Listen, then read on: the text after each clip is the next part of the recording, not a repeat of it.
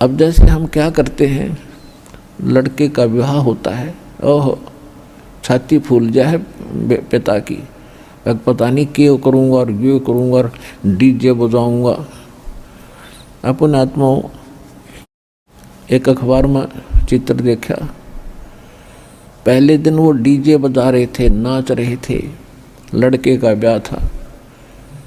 अगले दिन वो लड़का अपना बारात जा रही थी, जिस कार में वो दूल्हा बैठा था वो किसी टकरा गया एक टैंकर थे, उस कार में 8 आदमी थे, 8 के 8 मर गए। और दूल्हे के साथ में तो खास निजी आदमी बैठा करें, कोई बहनोई या कोई फूफा या मामा, वो सारे मर गए।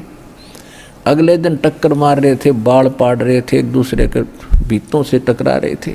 अब बजा ले डीजे, चाट ले सुख ने, तो हमारी आंखें बंद कर दी सज्ञान ने, और हम नाच गए, हम समाज को देखकर बकवाद करने लगे।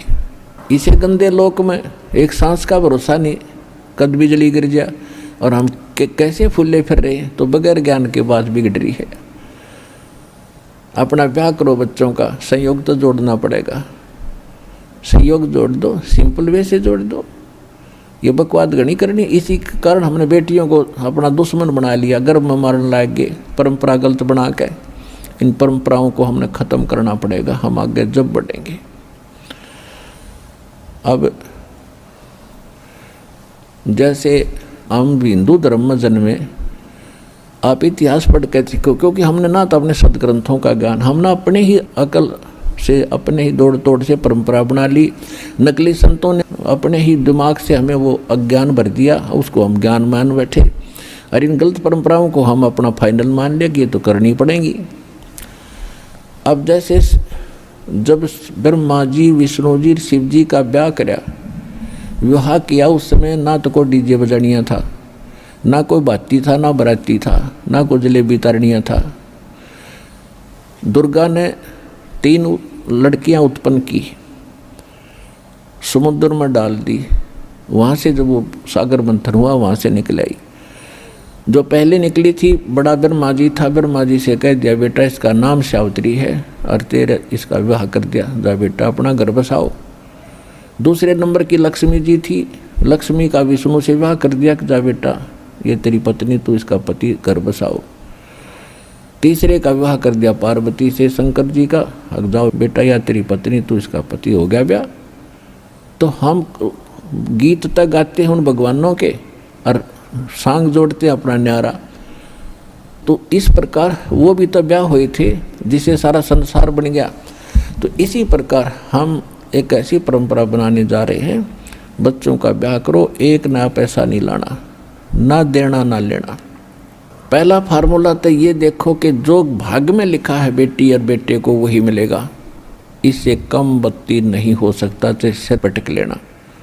हाँ, और फिर हमें मिल गए ऐसे भगवान अब कि जो ना हमारे भाग्य में होगा, जो हमें आवश्यक होगी चीज़, वो ज़रूर देगा यू, और जो हमारे भाग्य में बुरा होगा कर्म, उसने काटेगा। तो भगवान को इसलिए खोजा करते कि हमारे 2-3 ताप भी कटें, प्रारब्ध में लिखे हुए दुख भी मिटें, तभी हम भक्ति करें। हम पहले कथा सुना करते, भजनी और सांगियों से वो कथा सुनाया करते थे। एक राजा के 3 बेटी थी, और पहले ये धार्मिक लोग बहुत हुआ करते, राजा भी, तो संतों को बुलाया करते थे, उनको बच्चों को बैठा कर कथा सुनवाया करते थे। तो सारे बच्चे कथा सुनते थे, राजा भी बैठता था। अब ये कथा का असर नहीं हुआ, तो वह कथा सुनने का फायदा क्या हुआ। तो उनमें से एक लड़की थी, उसको ये पक्का विश्वास हो गया कि भगवान ही सबका पालक है। जैसे बताया जाता है कि माँ के गर्भ में किसने पाला आपको, ना माँ को सेव कर सके थी, ना पिता का वहाँ कोई जोर चला था, ना कोई वहाँ खाना पहुँचाया जा सकता था। तो वहाँ भी तो परमात्मा ने जुगाड़ किया, माँ की नाभि से आपकी नाभि जोड़ दी, और आपका शरीर कितना सुंदर बना दिया। और बाहर आने से पहले परमात्मा को कितनी चिंता आपकी,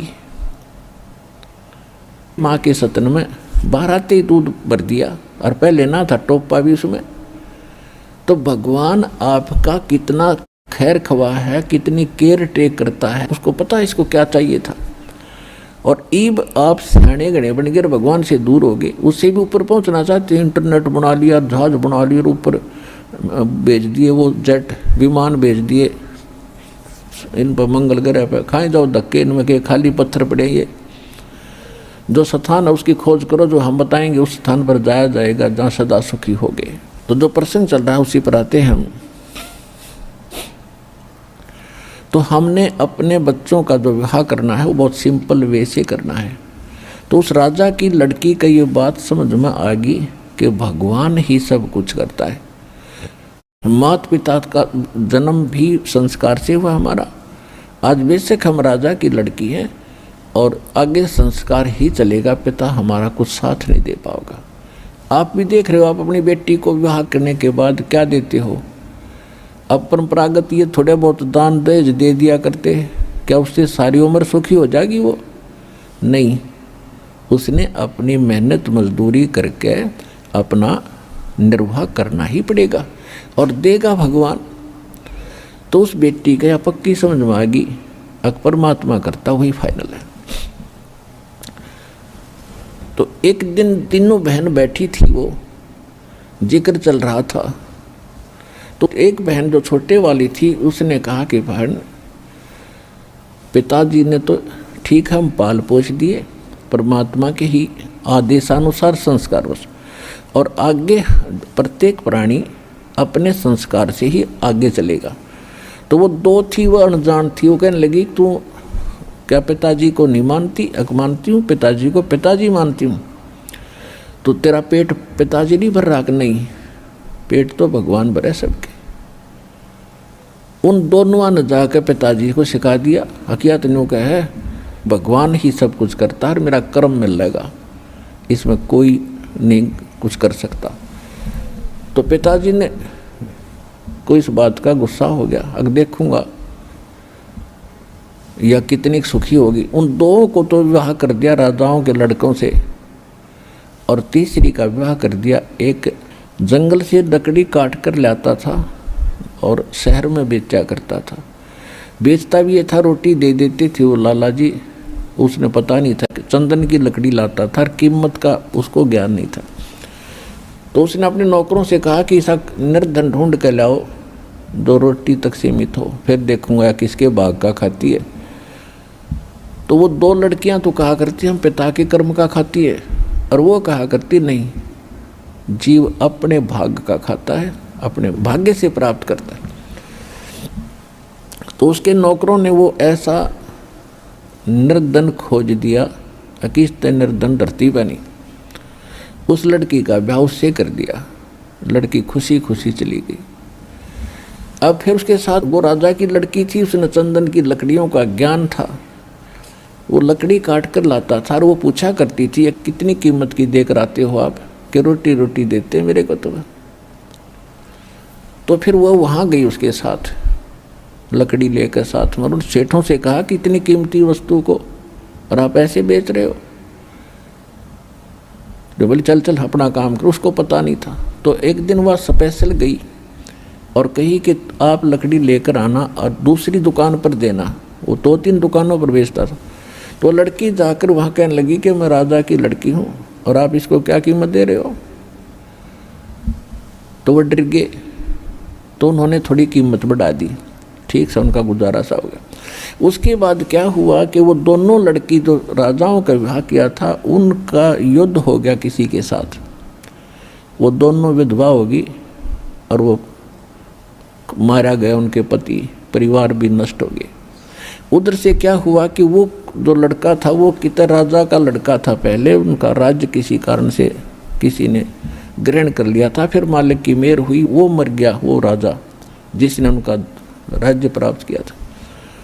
और उसकी माँ जो उस लड़के को लेकर निकल गई थी, उसके गले में पर्ची बना कर बांध रखी थी। तो कुदरती उस लड़की ने वो खोल कर उसमें लिखा हुआ लेख पढ़ लिया। उस लेख को लेकर, उस लड़के को लेकर उस राजा की मृत्यु के बाद महामंत्री के पास गई। महामंत्री ने देख लिया कि तो मेरे हाथ का लिखा हुआ था, और उसको तो राजा बना दिया वो लड़का था जो कंगाल था, और वो दोनों बेघर होगी। तो पुण्यात्माओं, ये भले ही कथाएं हों पर ये 100 की 100 सच समझ लेना। जब तक हम परमात्मा की शरण में नहीं आते हैं तब तक तो अपनी किस्मत ही मिलती है। और अब हमको मिल गए अपने भगवान भी। मासा घटे न तिल बधे, विद ना लिखे जो लेख, और साचा सतगुरु मेट कर ऊपर मार दे मेख। जब तक हम परमात्मा की शरण में नहीं आते तब तक तो अपना कर्म भोग रहे होते हैं। और ये विधान है कि जैसा कर्म विधाता ने लिख दिया वो मिटे नहीं, लेकिन पूर्ण सतगुरु की शरण में आने से उसको मेट कर, और मेख मारना मतलब फॉर एवर फिनिश्ड, सदा के लिए खत्म वो पाप कर्म, और शुभ कर्म लिख देगा मालिक अपनी कलम से। सतगुरु हाथ लेखनी सब बहिया,